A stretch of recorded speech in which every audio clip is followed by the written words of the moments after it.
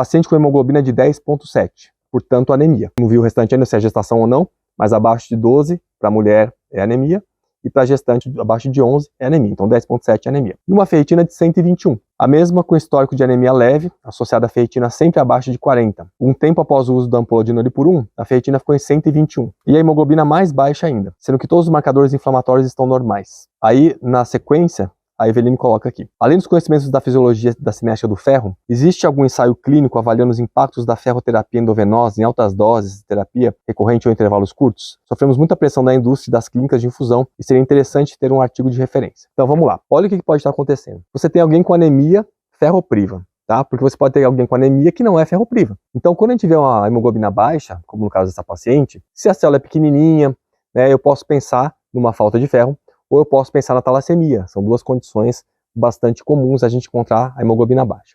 A diferença é que na talassemia, eu vou ter essa condição da hemoglobina baixa e vai ser a vida inteira assim para a pessoa, né? Isso é da dinâmica da alteração genética que ela tem. Então isso não vai mudar. Um dos diferenciais, então, para a gente ver se é talassemia ou falta de ferro, é olhar a ferritina. Então, se a ferritina ela está baixa, isso é sugestivo de uma falta de ferro. Eu posso ter uma ferritina baixa num paciente talassêmico, vai juntar alteração genética mais alteração nutricional. Tá? O fato é que a gente vai arrumar o ferro quando ele está baixo. Então a paciente estava com uma ferritina ali, como ela colocou, abaixo de 40. Né? Então dá para a gente otimizar o ferro. O que ocorre é que quando você faz a infusão do ferro, vem uma dose alta de ferro de uma vez só. São 100, 200 mg, se for uma ou duas ampolas de Noripurum, por exemplo. Se for um ferro inject, vão ser 500 mg de ferro de uma vez só.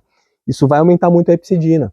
Então a epsidina vai segurar o ferro na ferritina, vai dificultar a síntese de hemoglobina. Então você tem um aumento da ferritina sem a resposta proporcional à hemoglobina.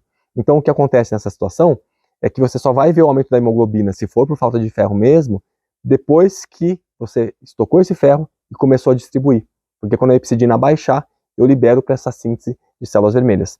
Tá? Então isso é muito comum. Você fazer uma ampola, duas ampolas de ferro, dar uma dose alta de uma vez só, e o indivíduo acaba tendo uma resposta de hemoglobina não tão boa, não tão esperada, porque justamente tem esse mecanismo fisiológico do ferro alto suprimir aí nossa resposta de hematopoiese, tá? Pela epsidina, na realidade. E da Eveline, sobre essas questões, o que acontece, Eveline? A nossa literatura frente à questão da suplementação de ferro ou uso endovenoso, ela é bem pobre, tá? Ela é bem escassa. Então você não tem muitos dados relevantes que a gente possa usar, né, de forma bem contundente aí para destacar algumas coisas como a indústria vem colocando.